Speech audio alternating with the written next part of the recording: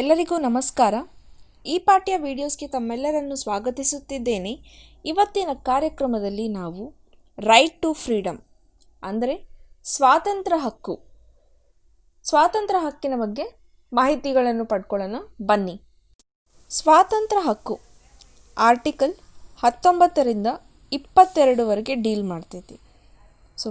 ಮೊದಲನೇದಾಗಿ ಆರ್ಟಿಕಲ್ 19 ಬಗ್ಗೆ ತಿಳ್ಕೊಳ್ಳೋಣ ಬನ್ನಿ. ಆರ್ಟಿಕಲ್ 19 ಪ್ರೊಟೆಕ್ಷನ್ ಆಫ್ 6 ರೈಟ್ಸ್ ಅಂದರೆ 6 ರೈಟ್ಸ್ಗಳನ್ನು ರಕ್ಷಣೆ ಮಾಡುತ್ತೆ. ಆರ್ಟಿಕಲ್ 19 ಅನ್ನೋದು 6 ರೈಟ್ಸ್ಗಳನ್ನು ರಕ್ಷಣೆ ಮಾಡುತ್ತೆ. ಅದು ಯಾವ ರೈಟ್ಸ್ ಅನ್ನೋದನ್ನ ತಿಳ್ಕೊಳ್ಳೋಣ ಬನ್ನಿ. Freedom of speech and expression ಅಂದರೆ ಮಾತು ಮತ್ತು ಅಭಿವ್ಯಕ್ತಿಯ ಸ್ವಾತಂತ್ರ್ಯದ ಹಕ್ಕು. ಪ್ರತಿಯೊಬ್ಬ ಪ್ರಜೆಗೂ ಅಂದರೆ ಎಲ್ಲ ಸಿಟಿಸನ್ಸ್ಗೂ ಕೂಡ ಅವರ ಅಭಿಪ್ರಾಯವನ್ನು, ಅವರ ನಂಬಿಕೆಯನ್ನು ಮಾತಿನಿಂದ ಮುಕ್ತವಾಗಿ ವ್ಯಕ್ತಪಡಿಸುವ ಹಕ್ಕು. ಅವರು ಮಾತಿನಿಂದ ಎಕ್ಸ್ಪ್ರೆಸ್ ಮಾಡಲಾರ್ದಂಗೆ ಬರವಣಿಗೆಯಲ್ಲಿ ಎಕ್ಸ್ಪ್ಲೈನ್ ಮಾಡ್ಬೋದು. ಮುದ್ರಣ ಅಂದರೆ ಪ್ರಿಂಟಿಂಗ್ ಅಂತ ಏನಂತ ಕರೀತಾರಲ್ವ ಅದು, ಚಿತ್ರಣ ಡ್ರಾಯಿಂಗ್ಸ್ ಅಥವಾ ಸ್ಕೆಚಿಂಗ್ಸ್ ಅಥವಾ ಇನ್ನು ಯಾವುದೇ ರೀತಿಯಲ್ಲಿ ಅವರ ವೀವ್ಸ್ ಎಕ್ಸ್ಪ್ರೆಸ್ ಮಾಡ್ಬೋದು. ಇದನ್ನು freedom of speech and expression ಎಂದು ಕರೆಯುತ್ತೇವೆ. ಇವಾಗ ನಾವು ಏನಾದರೂ ಹೇಳಬೇಕು ಅಂತ ಅಂದ್ಕೊಂಡಿದ್ರೆ ಅದು ಯಾವುದೇ ರೀತಿ ಮೂಲಕ, ಬರವಣಿಗೆ, ಬಾಯಿ ಮಾತಿಂದ ಅಥವಾ ಒಂದು ಪ್ರಿಂಟ್ ಮಾಡೋದ್ರಿಂದ, ಒಂದು ಡ್ರಾಯಿಂಗ್ ಅಥವಾ ಸ್ಕೆಚಿಂಗ್ ಮಾಡೋದ್ರಿಂದ ನಮ್ಮ ವೀವ್ಸ್ನ ನಾವು ಎಕ್ಸ್ಪ್ರೆಸ್ ಮಾಡ್ಬೋದು. ಅದಕ್ಕೆ freedom of speech and expression ಅಂತ ಕರೆಯುತ್ತೇವೆ. ಸುಪ್ರೀಂ ಕೋರ್ಟ್ ಕೆಲವೊಂದು ವಿಷಯಗಳನ್ನು ಅಂದರೆ freedom of speech and expression ಅಡಿಯಲ್ಲಿ ಕೆಲವೊಂದು ವಿಷಯಗಳನ್ನು ಹೇಳಿವೆ. ಯಾವ್ಯಾವ ಸ್ಪೀಚ್ ಆ್ಯಂಡ್ ಎಕ್ಸ್ಪ್ರೆಷನ್ ಕೆಳಗೆ ಇನ್ಕ್ಲೂಡ್ ಆಗುತ್ತೆ ಅನ್ನೋದನ್ನ, ಯಾವ ಥರ ಈ ಫ್ರೀಡಮ್ ಆಫ್ ಸ್ಪೀಚ್ ಆ್ಯಂಡ್ ಎಕ್ಸ್ಪ್ರೆಷನ್ನ ಯೂಟಿಲೈಸ್ ಮಾಡ್ಕೋಬೋದು ಅನ್ನೋದನ್ನ ಹೇಳಿದ್ದಾರೆ. ಏನಂತ ನೋಡೋಣ ಬನ್ನಿ. ಮೊದಲನೇದಾಗಿ ಒಬ್ಬರ ಅಭಿಪ್ರಾಯಗಳನ್ನು ಮತ್ತು ಇತರರ ದೃಷ್ಟಿಕೋನಗಳನ್ನು ಪ್ರಚಾರ ಮಾಡುವ ಹಕ್ಕು ಈ ಫ್ರೀಡಮ್ ಆಫ್ ಸ್ಪೀಚ್ ಆ್ಯಂಡ್ ಎಕ್ಸ್ಪ್ರೆಷನಲ್ಲಿ ಇನ್ಕ್ಲೂಡ್ ಆಗ್ತೈತಿ. ಪತ್ರಿಕೆ ಹಕ್ಕು, ವಾಣಿಜ್ಯ ಜಾಹೀರಾತುಗಳ ಸ್ವಾತಂತ್ರ್ಯ, ದೂರವಾಣಿ ಸಂಭಾಷಣೆಗಳ ಟ್ಯಾಪ್ ಮಾಡುವ ವಿರುದ್ಧ ಅಂದರೆ ಟೆಲಿಫೋನಿಕ್ ಕಾಲ್. ಇವಾಗ ಯಾರಿಗಾದರೂ ಟೆಲಿಫೋನಿಕ್ ಕಾಲ್ ಮಾಡಿರ್ತೀವಿ, ಅದನ್ನು ಯಾರಾದರೂ ಟ್ಯಾಪ್ ಮಾಡಿಕೊಂಡು ನಾವಿಬ್ಬರು ಏನು ಮಾತಾಡ್ತಿದ್ದೀವಿ ಅನ್ನೋದನ್ನ ಇನ್ನೊಬ್ಬರು 3ನೇ ಪರ್ಸನ್ ಅದನ್ನು ಕಾಲ್ನ ಟ್ಯಾಪ್ ಮಾಡಿ ಕೇಳೋದು ಕೂಡ, ಅದ್ರ ವಿರುದ್ಧ ಕೂಡ ನಾವು ಹೋರಾಡ್ಬೋದು. ಅದಕ್ಕೆ ನಮಗೆ ರೈಟ್ಸ್ ಇದೆ. ರೈಟ್ ಟು ಟೆಲಿಕ್ಯಾಸ್ಟ್ ಅಂದರೆ ಟೆಲಿಕ್ಯಾಸ್ಟ್ ಮಾಡೋದ್ರ ಬಗ್ಗೆ ಗೌರ್ಮೆಂಟಿಗೆ ಯಾವುದೇ ಥರ ಮೊನೋಪೋಲಿ ರೈಟ್ಸ್ ಇಲ್ಲ. Monopoly rights in the sense complete rights government ಕೈಯಾಗಿಲ್ಲ ಅಂತ ಅರ್ಥ. ಎಲೆಕ್ಟ್ರಾನಿಕ್ಸ್ ಮೀಡಿಯಾಗಳ ಮೇಲೆ ಗೌರ್ಮೆಂಟಿಗೆ ಯಾವುದೇ ಥರದ ಕಂಪ್ಲೀಟ್ ರೈಟ್ಸ್ಗಳಿಲ್ಲ. ಪೊಲಿಟಿಕಲ್ ಆರ್ಗನೈಸೇಷನ್ಸ್ ಏನಿರ್ತಾವಲ್ಲ, ಅವ್ರು ಮಾಡೋ ಬಂದ್ ಅಥವಾ ಸ್ಟ್ರೈಕ್, ಅವ್ರ ಹರ್ತಾಲ್ ಏನಂತ ಹೇಳ್ತೀವಲ್ಲ, ಇದರ ವಿರುದ್ಧ ಕೂಡ ನಾವು ಹೋರಾಡ್ಬೋದು. ಸರ್ಕಾರಿ ಚಟುವಟಿಕೆಗಳನ್ನು ಅಂದರೆ ಗೌರ್ಮೆಂಟ್ ಆ್ಯಕ್ಟಿವಿಟೀಸ್ಗಳನ್ನು ತಿಳಿಯುವ ಹಕ್ಕು ನಮಗಿದೆ. ಮತ್ತು ಫ್ರೀಡಮ್ ಆಫ್ ಸೈಲೆನ್ಸ್, ಮೌನದ ಸ್ವಾತಂತ್ರ್ಯವು ನಮಗೆ ಈ ಫ್ರೀಡಮ್ ಆಫ್ ಸ್ಪೀಚ್ ಆ್ಯಂಡ್ ಎಕ್ಸ್ಪ್ರೆಷನಲ್ಲಿ ಇನ್ಕ್ಲೂಡ್ ಆಗ್ತೈತಿ. ಇವೆಲ್ಲ ಕೆಲವೊಂದು ರೈಟ್ಸ್ ನಮಗೆ freedom of speech and expression ಅಡಿಯಲ್ಲಿ ಇನ್ಕ್ಲೂಡ್ ಆಗ್ತೈತಿ. ನೆಕ್ಸ್ಟ್ ಬಂದುಬಿಟ್ಟು freedom of assembly. Freedom of assembly ಅಂದ ತಕ್ಷಣ ಏನಂತ ಅನ್ಕೋಬೋದು, ಒಂದು ಪರ್ಸನ್ ಅಥವಾ ಪ್ರತಿಯೊಬ್ಬ ನಾಗರಿಕನಿಗೂ ಪೀಸ್ಫುಲ್ ಆಗಿ ಅಂದರೆ ಶಾಂತಿಯುತವಾಗಿ ಜನಗಳನ್ನು ಕೂಡಿಸುವ ಹಕ್ಕಿದೆ, ಜೋಡಿಸುವ ಹಕ್ಕಿದೆ. ಮತ್ತು ಅಲ್ಲಿ ಕೂಡಿರುವ ಜನಗಳು ಮತ್ತು ಅದನ್ನು ಆರ್ಗನೈಸ್ ಮಾಡುವ ಅಸೆಂಬ್ಲರ್ ಯಾರಾಗಿರಲಿ ಅವ್ರು ನಿರಾಯುಧವಾಗಿರಬೇಕು. ಅಂದರೆ ಅವ್ರ ಹತ್ರ ಯಾವುದೇ ಥರದ ವೆಪನ್ಸ್ ಇರಬಾರ್ದಂತ ಅರ್ಥ.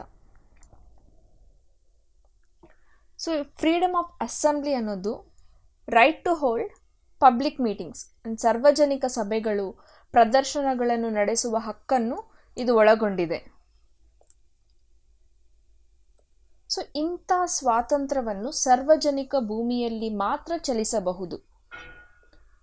ಇಂಥ ಒಂದು ಭೂಮಿ, ಇಂಥ ಒಂದು ಸಭೆ ಶಾಂತಿಯಿಂದ ನಿರಾಯುಧವಾಗಿರಬೇಕು. ಫ್ರೀಡಮ್ ಆಫ್ ಅಸೆಂಬ್ಲಿ ಅಂದ ತಕ್ಷಣ ಸ್ಟ್ರೈಕ್ ಮಾಡಲಿಕ್ಕೆ ಫ್ರೀಡಮ್ ಐತಂತ ಅರ್ಥ ಅಲ್ಲ. ಸ್ಟ್ರೈಕ್ ಮಾಡಲಿಕ್ಕೆ ಯಾವುದೇ ಒಂದು ರೈಟ್ಸ್ ಯಾರಿಗೂ ಇಲ್ಲ. ಅವ್ರು ಜಸ್ಟ್ ಅಸೆಂಬಲ್ ಆಗ್ಬೋದು ಒಂದು ಪಬ್ಲಿಕ್ ಲ್ಯಾಂಡಲ್ಲಿ. ಅವರಷ್ಟಿಗೆ ಅವರು ಏನು ಮಾತಾಡಬೇಕು, ಅವ್ರ ಫ್ರೀಡಮ್ ಆಫ್ ಸ್ಪೀಚ್, ಅವ್ರ ವ್ಯೂವ್ಸ್ನ ಎಕ್ಸ್ಪ್ರೆಸ್ ಮಾಡಿಕೊಂಡು ಸೈಲೆಂಟಾಗಿ ಹೋಗಿಬಿಡಬೇಕು. ಗೌರ್ಮೆಂಟ್ ಅಪೋಸ್ ಆಗಿ, ಬೇರೆ ಕಾರಣದ ಅಪೋಸಿಷನ್ ಆಗಿ ಸ್ಟ್ರೈಕ್ ಮಾಡುವ ರೈಟ್ಸ್ ಯಾರಿಗೂ ಇಲ್ಲ. Freedom of association. ಸೊ ಎಲ್ಲ ನಾಗರಿಕರಿಗೂ ಅಂದರೆ ಎಲ್ಲ ಸಿಟಿಸನ್ಸ್ಗೂ ಒಂದು ಅಸೋಸಿಯೇಷನ್ ಅಥವಾ ಒಂದು ಸಂಘಗಳನ್ನು ಫಾರ್ಮ್ ಮಾಡುವ ಹಕ್ಕಿದೆ ಎಂದು ಈ ಫ್ರೀಡಮ್ ಆಫ್ ಅಸೋಸಿಯೇಷನ್ ತಿಳಿಸುತ್ತದೆ. Next, freedom of moment. So ಈ ಫ್ರೀಡಮ್ ಆಫ್ ಮೂಮೆಂಟ್ ಏನಂತ ಹೇಳುತ್ತದೆ ಅಂದರೆ, ಈ ಸ್ವಾತಂತ್ರ್ಯ, ಈ ಫ್ರೀಡಮ್ ಆಫ್ ಮೂಮೆಂಟ್ ಅನ್ನೋ ಸ್ವಾತಂತ್ರ್ಯ ಪ್ರತಿಯೊಬ್ಬ ನಾಗರಿಕನಿಗೆ ಮುಕ್ತವಾಗಿ ಚಲಿಸಲು ಅರ್ಹವಾಗಿದೆ. ಅಂದರೆ ದೇಶದಲ್ಲಿ ಯಾವುದೇ ಕೋಣೆಗೆ, ಇವಾಗ ಫಾರ್ ಎಕ್ಸಾಂಪಲ್ ಕೇರಳದಿಂದ ಜಮ್ಮು ಕಾಶ್ಮೀರ್ವರೆಗೂ ಟ್ರಾವೆಲ್ ಮಾಡ್ಬೋದು. ಅದಕ್ಕೆ ಯಾವುದೇ ಥರದ ಪಾಸ್ಪೋರ್ಟ್ ಆಗಲಿ ಪರ್ಮಿಷನ್ಸ್ ಆಗಲಿ ಬೇಕಾಗಿಲ್ಲ. ಟಿಕೆಟ್ ಬುಕ್ ಮಾಡ್ಕೋಬೋದು, ಹೋಗ್ತಿರ್ಬೋದು. ಬಟ್ ಬೇರೆ ಕಂಟ್ರೀಸಲ್ಲಿ ಬೇರೆ ಒಂದು ಸ್ಟೇಟಿಗೆ ಟ್ರಾವೆಲ್ ಮಾಡಬೇಕಂದ್ರೂ ಕೂಡ ಪಾಸ್ಪೋರ್ಟ್ ಬೇಕಾಗ್ತೈತಿ ಬೇರೆ ಬೇರೆ ರಾಜ್ಯಗಳು. For example United States of America. So ಅಂಥ ಒಂದು ಸಿಚುವೇಶನ್ ನಮ್ಮ ಭಾರತ ದೇಶದಲ್ಲಿ ಇಲ್ಲ. ಒಂದು ವ್ಯಕ್ತಿ ಇನ್ನೊಂದು ಸ್ಟೇಟಿಗೆ ಹೋಗಬೇಕಂದ್ರೆ ಆರಾಮಾಗಿ ಯಾರ್ದು ಪರ್ಮಿಷನ್ ಇಲ್ಲಾರ್ದಂಗೆ ಟಿಕೆಟ್ ಬುಕ್ ಮಾಡಿಕೊಂಡು ಇಲ್ಲ ಆತನ ಓನ್ ವೆಹಿಕಲ್ ತೊಗೊಂಡು ಹೋಗಿ ಬಂದುಬಿಡ್ಬೋದು. ಅದೇ ಹೇಳಿದಂಗೆ ಒಬ್ಬ ವ್ಯಕ್ತಿ ಒಂದು ರಾಜ್ಯದಿಂದ ಮುಕ್ತವಾಗಿ ಚಲಿಸಬಹುದು. ಮತ್ತೊಂದು ಅಥವಾ ಒಂದು ಸ್ಥಳದಿಂದ ಮತ್ತೊಂದು ಸ್ಥಳಕ್ಕೆ ರಾಜ್ಯದೊಳಗೆ ಆಗಲಿ ಅಥವಾ ಕೇಂದ್ರದಲ್ಲಿ ಈ ನಮ್ಮ ದೇಶದಲ್ಲಿ ಎಲ್ಲಾದರೂ ಟ್ರಾವೆಲ್ ಮಾಡ್ಬೋದು. ಈ ಹಕ್ಕನ್ನು ಒತ್ತಿ ಹೇಳುತ್ತದೆ ನಾಗರಿಕರಿಗೆ ಸಂಬಂಧಿಸಿದಂತೆ ಭಾರತವು ಒಂದು ಘಟಕವಾಗಿದೆ ಎಂಬ ಕಲ್ಪನೆ ಇದೆ. ಸೊ ಈ ಸಂಕೋಚತೆ ಅನ್ನುವ ಶಬ್ದವನ್ನು, ಅನ್ನೋ ಫೀಲಿಂಗನ್ನು ಈ ನ್ಯಾಷನಲಿಸಮ್ ತೆಗೆದು ಹಾಕುತ್ತೆ. Next, freedom of residence. So freedom of residence ಅಂದರೆ ಏನು? ಒಂದು ವ್ಯಕ್ತಿ, ಯಾವುದೇ ಒಂದು ವ್ಯಕ್ತಿ, ನಮ್ಮ ಭಾರತ ದೇಶದ ನಾಗರಿಕ ಒಂದು ಸ್ಟೇಟಿಂದ ಇನ್ನೊಂದು ಸ್ಟೇಟಿಗೆ, ಒಂದು ಡಿಸ್ಟಿಕ್ಕಿಂದ ಇನ್ನೊಂದು ಡಿಸ್ಟಿಕ್ಗೆ ಟ್ರಾವೆಲ್ ಮಾಡಿಬಿಟ್ಟು ಅವ್ನು ಟೆಂಪ್ರವರಿಲಿ 1-2 ತಿಂಗಳ ಕಾಲ ಅಥವಾ 1 ವರ್ಷದ ಕಾಲ ಆ ರಾಜ್ಯದಲ್ಲಿ ಇರಬೇಕು ಅಂದ್ಕೊಂಡಿದ್ರೆ ಆರಾಮಾಗಿ ಇದು ಬರ್ಬೋದು. ಇಲ್ಲ, ನಾನು ತಮಿಳ್ನಾಡಿನಿಂದ ಬೆಂಗಳೂರಿಗೆ ಹೋಗಿ ಕರ್ನಾಟಕ ರಾಜ್ಯದಲ್ಲಿ ಹೋಗಿ ಸೆಟ್ಲ್ ಆಗ್ತೀನಿ ಅಂದರೂ ಕೂಡ ಹಾಗೂ ಹೋಗಿ ಸೆಟ್ಲ್ ಆಗ್ಬೋದು. ಪರ್ಮನೆಂಟಾಗೂ ಸೆಟ್ಲ್ ಆಗ್ಬೋದು, ಟೆಂಪ್ರವರಿಯಾಗೂ ಸೆಟ್ಲ್ ಆಗ್ಬೋದು. ಯಾವುದೇ ಒಂದು ರೆಸ್ಟ್ರಿಕ್ಷನ್ಸ್ ಇಲ್ಲ. ಅಂದರೆ ಒಂದು ಇಂಟರ್ನಲ್ ಬ್ಯಾರಿಯರ್ಸ್ ಅನ್ನೋದು ಯಾವುದೂ ಇಲ್ಲ.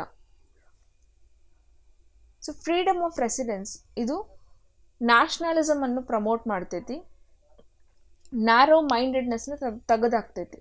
ಅಂದರೆ ನಾವು ಕನ್ನಡಿಗರು ಆಂಧ್ರಾಗೆ ಹೋಗಬಾರ್ದು, ಎದಕ್ಕಂದರೆ ಅಲ್ಲಿ ತೆಲುಗು ಮಾತಾಡ್ತಾರೆ, ಹಾಗೇನೂ ಇಲ್ಲ. ಯಾರು ಬೇಕಾಗಿದ್ರೂ ಯಾವ ಸ್ಟೇಟಿಗಾದರೂ ಹೋಗ್ಬೋದು, ಎಲ್ಲಿ ಬೇಕಾದರೂ ಸೆಟ್ಲ್ ಆಗ್ಬೋದು. ಬಟ್ ಕೆಲವೊಂದು ರೆಸ್ಟ್ರಿಕ್ಷನ್ಸ್ ಇದ್ದಾವೆ. ಈ ಶೆಡ್ಯೂಲ್ಡ್ ಟ್ರೈಬ್ಸ್ ಅನ್ನೋ ಏರಿಯಾಸ್ಗಳು ಏನಿರ್ತಾವಲ್ಲ, ಅಲ್ಲೇ ಹೋಗಿ ನಾವು ಸೆಟ್ಲ್ ಆಗೋಕ್ಕೆ ಬರೋಂಗಿಲ್ಲ. ಇದಕ್ಕಂದರೆ ಶೆಡ್ಯೂಲ್ಡ್ ಟ್ರೈಬ್ ಪೀಪಲೇ ಭಾಳ ಕಮ್ಮಿ ಜನ ಇರ್ತಾರೆ, ಬಟ್ ಅವ್ರು ಅಂಡರ್ ಡೆವಲಪ್ಡ್ ಕೂಡ ಇರ್ತಾರೆ.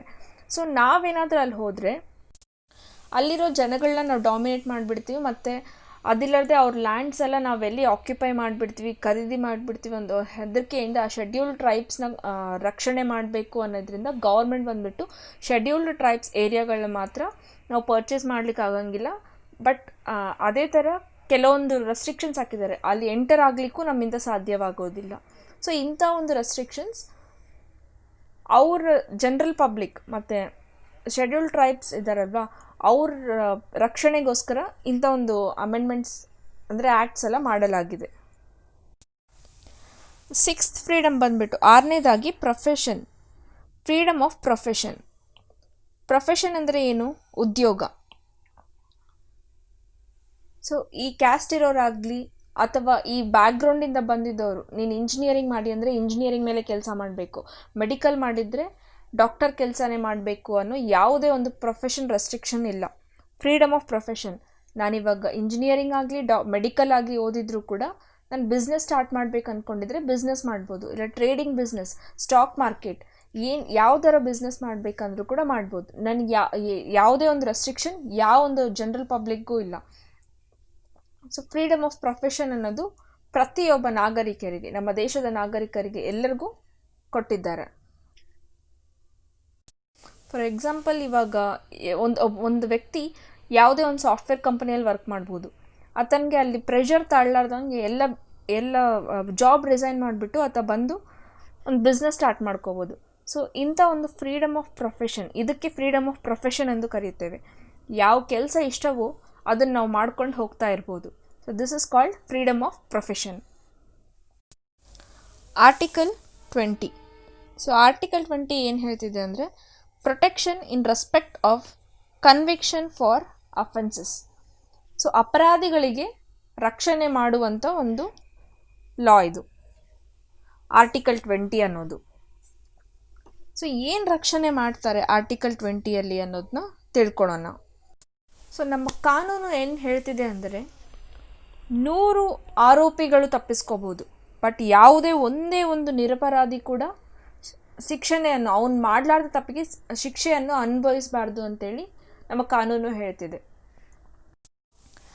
ಅದೇ ಥರ ಯಾವುದೇ ಒಂದು ಆರೋಪಿಗೆ ಪೆನಾಲ್ಟಿ ಹಾಕಿದ್ದಾರೆ ಅಂದ್ಕೊಳ್ರಿ, ಅವನು ಏನೋ ತಪ್ಪು ಮಾಡಿಬಿಟ್ಟ, ಅದಕ್ಕೇನೋ ಪೆನಾಲ್ಟಿ ಹಾಕಿಬಿಟ್ಟಿದ್ದಾರೆ. ಸೊ ಕಾನೂನಿಂದ ನಿಗದಿಪಡಿಸಿದ ದಂಡಕ್ಕಿಂತ ಹೆಚ್ಚಿನ ದಂಡಕ್ಕೆ ಒಳಪಡುವುದಿಲ್ಲ. ಕಾಯ್ದೆಯ ಆಯೋಗದ ಸಮಯದಲ್ಲಿ ಜಾರಿಯಲ್ಲಿದೆ. ಸೊ ಜಾರಿಯಲ್ಲಿದ್ದಾಗ ಎಷ್ಟು ಪೆನಾಲ್ಟಿಯನ್ನು ಹಾಕಿದ್ದಾರೆ ಅಷ್ಟೇ ಹಾಕಬೇಕು. ಅವನಿಗೆ ಪೆನಾಲ್ಟಿ ಹಾಕಿದ ಮೇಲೆ ಒಂದು ವೇಳೆ ಆ ಪೆನಾಲ್ಟಿ ಇನ್ಕ್ರೀಸ್ ಆಯ್ತು ಅಂದ್ಕೊಳ್ರಿ, ಆವಾಗ ಅವನು ತಪ್ಪು ಮಾಡಿದಾಗ ಎಷ್ಟು ಪೆನಾಲ್ಟಿ ಇತ್ತೋ ಅಷ್ಟೇ ಹಾಕಬೇಕು.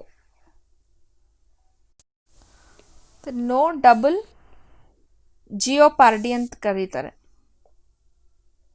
ಸೊ ಯಾವುದೇ ಒಂದು ವ್ಯಕ್ತಿ, ಯಾವುದೇ ಒಂದು ಆರೋಪಿ ಏನೋ ಒಂದು ತಪ್ಪು ಮಾಡಿಬಿಟ್ಟು ಜೈಲಿಗೆ ಹೋಗ್ಬಿಟ್ಟು ಶಿಕ್ಷೆ ಅನುಭವಿಸಿ ಬಂದಾನೆ.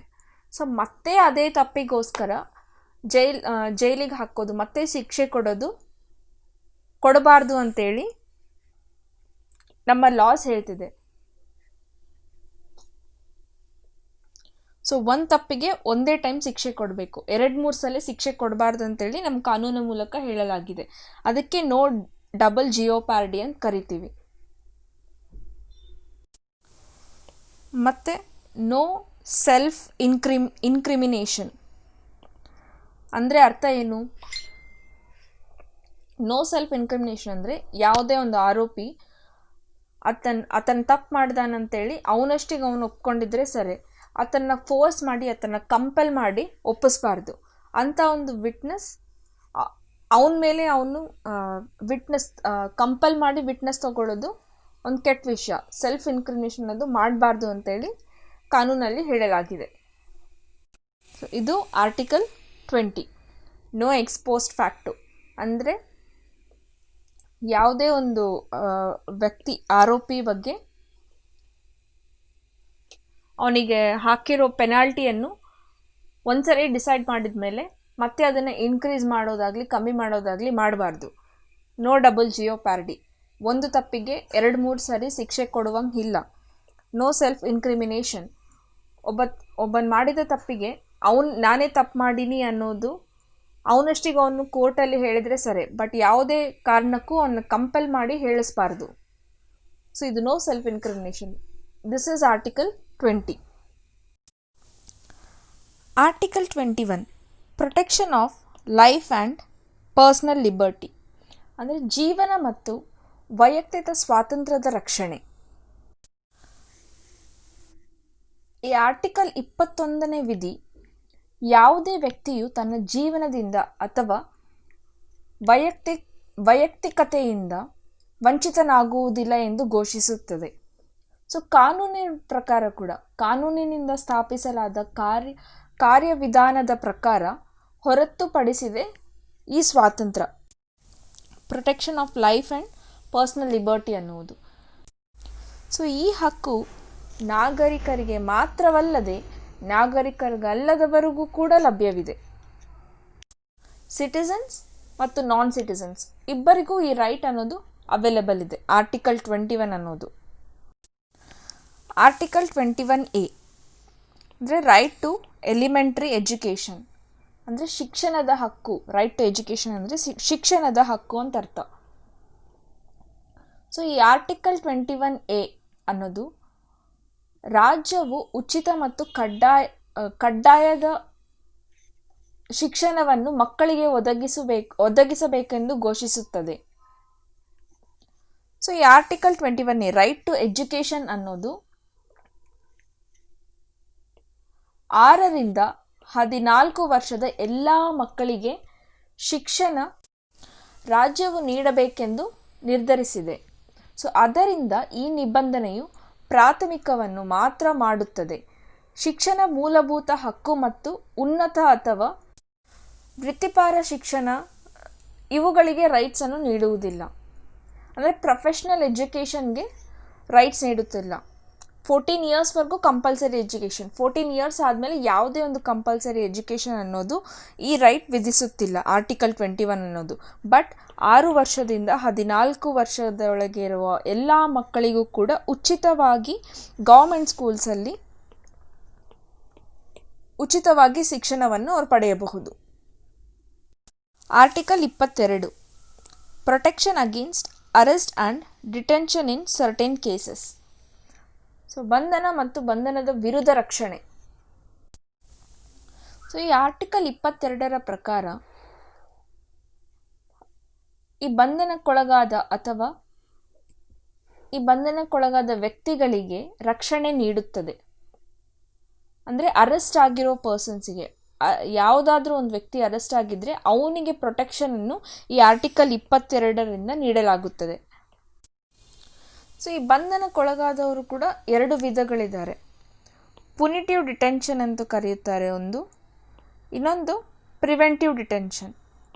ಈ ಪುನಿಟಿವ್ ಮತ್ತು ಪ್ರಿವೆಂಟಿವ್ ಡಿಟೆನ್ಷನ್ಗೆ ಇರುವ ವ್ಯತ್ಯಾಸಗಳೇನೆಂದರೆ, ಪ್ರಿವೆಂಟಿವ್ ಡಿಟೆನ್ಷನ್ ಅಂದರೆ ಯಾವುದೇ ಒಂದು ವ್ಯಕ್ತಿ ಈತನ ಫ್ಯೂಚರಲ್ಲಿ ತಪ್ಪು ಮಾಡ್ತಾನೆ ಅಂತ ಗೊತ್ತಾದ ತಕ್ಷಣ ಅವನ ತಪ್ಪು ಮಾಡೋದ್ರಿಂದ ತಡೆದು ಅರೆಸ್ಟ್ ಮಾಡ್ತಾರೆ. ಅಂದರೆ ಯಾವುದೇ ಒಂದು ವ್ಯಕ್ತಿ ತಪ್ಪು ಮಾಡೋಕ್ಕಿಂತ ಮುಂಚೆ ಅವನ್ನ ಅರೆಸ್ಟ್ ಮಾಡುತ್ತಾರೆ, ಅದನ್ನು ಪ್ರಿವೆಂಟಿವ್ ಡಿಟೆನ್ಷನ್ ಅಂತ ಕರೀತಾರೆ. ಪುನಿಟಿವ್ ಡಿಟೆನ್ಷನ್ ಅಂದರೆ ಒಂದು ವ್ಯಕ್ತಿ ಯಾವುದೋ ಒಂದು ತಪ್ಪು ಮಾಡಿಬಿಟ್ಟು ಹೊರಗಡೆ ಅಡ್ಡಾಡ್ತಿದ್ದಾನಂದರೆ ಅವನ್ನ ಅರೆಸ್ಟ್ ಮಾಡ್ತಾರೆ. ಅಂದರೆ ಆ ಒಂದು ವ್ಯಕ್ತಿ ತಪ್ಪು ಮಾಡಿದ ಮೇಲೆ, ಯಾವುದೇ ಒಂದು ಮಿಸ್ಟೇಕ್ ಆದಮೇಲೆ ಅರೆಸ್ಟ್ ಮಾಡೋದನ್ನ ಪುನಿಟಿವ್ ಡಿಟೆನ್ಷನ್ ಅಂತ ಕರೆಯುತ್ತೇವೆ. ಪುನಿಟಿವ್ ಡಿಟೆನ್ಷನಲ್ಲಿ ಒಂದು ಪರ್ಸನ್ ಅರೆಸ್ಟ್ ಆಗಿದ್ದು ಒಂದು 24 ತಾಸಲ್ಲಿ ಕೋರ್ಟಲ್ಲಿ ಸಬ್ಮಿಟ್ ಮಾಡಬೇಕು. ಅವನ ಜರ್ನಿ ಟೈಮ್, ಪೊಲೀಸ್ ಸ್ಟೇಷನಿಂದ ಕೋರ್ಟಿಗೆ ಕರ್ಕೊಂಡೋಗೋ ಟೈಮ್ ಕೂಡ 24 ಅವರ್ಸಲ್ಲೇ ಇನ್ಕ್ಲೂಡ್ ಆಗಿರಬೇಕು. ಅದೇ ಪ್ರಿವೆಂಟಿವ್ ಡಿಟೆನ್ಷನ್ಗೆ ಆ 24 ಅವರ್ಸ್ ಅನ್ನೋದಿಲ್ಲ, 3 ಮಂತ್ಸ್ವರೆಗೂ ಟೈಮ್ ಇರುತ್ತೆ. ಆ 3 ಮಂತ್ಸ್ಗಳ ಕಾಲ ಅವ್ರನ್ನ ಜೈಲಲ್ಲೇ ಇಡಿಸಿರ್ಬೋದು. ಸೊ 2 ಮಂತ್ಸ್ ಮಾಡಬೇಕಂತೇಳಿ ಕೇಳಿದ್ರು, ಬಟ್ ಅದು ಇನ್ನೂ ಇಂಪ್ಲಿಮೆಂಟ್ ಆಗಿಲ್ಲ. ಸೊ 3 ಮಂತ್ಸಲ್ಲೇ ಆ ಪ್ರಿವೆಂಟಿವ್ ಡಿಟೆನ್ಷನ್ ಅನ್ನೋದು ಒಂದು ಪರ್ಸನ್ಗಿರೋದು. ಪ್ರಿವೆಂಟಿವ್ ಡಿಟೆನ್ಷನಲ್ಲಿ ಒಂದು ಪರ್ಸನ್ನ 3 ಮಂತ್ಸ್ವರೆಗೂ ಅರೆಸ್ಟ್ ಮಾಡಿ ಜೈಲಲ್ಲಿ ಇಟ್ಟಿರ್ಬೋದು ಅಂತ ಹೇಳಿದೆ. ಬಟ್ 3 ಮಂತ್ಸ್ಗಿನ ಕಾಲ ಹೆಚ್ಚು ಮಾಡಬೇಕು, 4 ಮಂತ್ಸ್ ಅರೆಸ್ಟ್ ಮಾಡಿರಬೇಕು, 6 ಮಂತ್ಸ್ ಅರೆಸ್ಟ್ ಮಾಡಿರಬೇಕು ಅಂತಂದರೂ ಕೂಡ ಅಡ್ವೈಸರಿ ಬೋರ್ಡ್ ಜೊತೆಗೆ ಡಿಸ್ಕಸ್ ಮಾಡಿಬಿಟ್ಟು ಅವ್ರ ಒಪಿನಿಯನ್ ತಿಳ್ಕೊಂಡು 3 ಮಂತ್ಸ್ಗಿನ ಹೆಚ್ಚಿನ ಕಾಲ ಅವಧಿಯನ್ನು ಎಕ್ಸ್ಟೆಂಡ್ ಮಾಡ್ಕೋಬೋದು. ಸೊ ಆರ್ಟಿಕಲ್ 22ವರೆಗೂ ಓದ್ಬಿಟ್ಟಿವಿ. ಸೊ ಇದು ಸ್ವಾತಂತ್ರ್ಯ ಹಕ್ಕಿನ ಬಗ್ಗೆ ಸಂಪೂರ್ಣ ಮಾಹಿತಿ. ಮುಂದಿನ ಕಾರ್ಯಕ್ರಮದಲ್ಲಿ ನಾವು ರೈಟ್ ಅಗೇನ್ಸ್ಟ್ ಎಕ್ಸ್ಪ್ಲಾಯ್ಟೇಷನ್ ಇದ್ರ ಬಗ್ಗೆ ಮಾಹಿತಿಯನ್ನು ಪಡ್ಕೊಳ್ಳೋಣ. ಧನ್ಯವಾದಗಳು.